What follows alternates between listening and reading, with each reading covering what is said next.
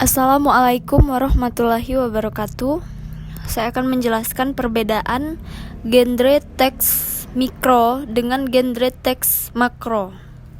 Genre di sini secara singkat adalah jenis teks yang berorientasi pertama sosial, karena teks ini membuat kita terlibat dengan orang lain. Kemudian berorientasi kepada tujuan, karena kita menggunakan teks ini untuk suatu tujuan dan dilakukan secara bertahap. Baiklah, saya akan menjelaskan contoh teks genre makro. Di sini ada tesis, skripsi, bahan pembelajaran, makalah, dan proposal. Sedangkan contoh dari teks genre mikro adalah teks deskripsi, eksposisi, argumentasi, dan eksplanasi.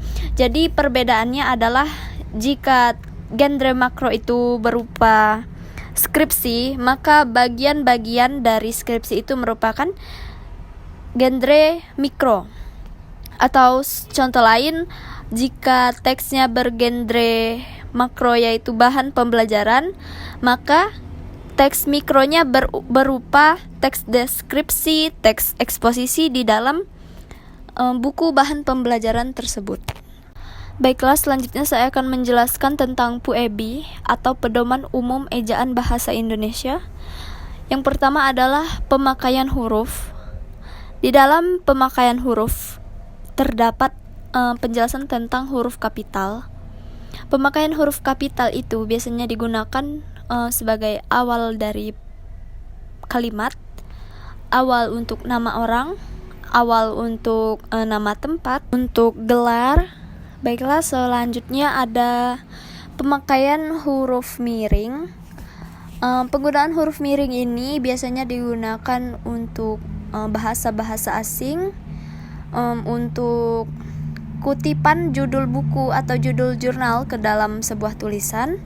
Selanjutnya atau yang terakhir adalah penggunaan huruf tebal untuk penjelasan atau poin-poin seperti subjudul dan sebagainya. Yang kedua ada penulisan kata, yang ketiga ada tanda baca seperti pemakaian titik, pemakaian koma, dan tanda tanya atau tanda seru. Baiklah, yang ketiga saya akan menjelaskan tentang pengembangan paragraf. Paragraf itu terdiri dari pembuka, biasanya itu terdapat di awal, berisi orientasi dan lain-lain, dan mengundang rasa penasaran orang untuk membaca teks. Baiklah, selanjutnya adalah paragraf penghubung. Di dalam paragraf penghubung ini terdapat penjelasan, contoh kasus, serta isi dari materi. Yang ketiga ada penutup. Penutup ini berisi kesimpulan, penegasan ulang, serta saran. Baiklah, kita langsung saja ke teknik-teknik pengembangan paragraf. Yang pertama adalah secara alamiah, menurut ruang, seperti tempat dan lain-lain, mengembangkan paragrafnya. Atau dari waktu, seperti tahun, misalnya tempat ini berdiri di tahun 2017 lalu dikembangkan saat ini pada tahun 2021, seperti itu. Yang kedua itu teknik pengembangan paragraf klimaks dan anti klimaks. Klimaks itu adalah pengembangan paragraf dari kalimat yang kurang penting dan berangsur-angsur menjadi penting. Lalu ada anti klimaks, yaitu teknik pengembangan paragraf dari gagasan atau intinya itu menuju ke gagasan pendukung. Baiklah, teknik selanjutnya adalah dari umum ke khusus dan khusus ke umum. Contohnya itu seperti paragraf deduktif, paragraf induktif, atau paragraf campuran. Baiklah, yang keempat ada perbandingan dan pertentangan, di mana kita mengembangkan paragraf dengan cara membandingkan.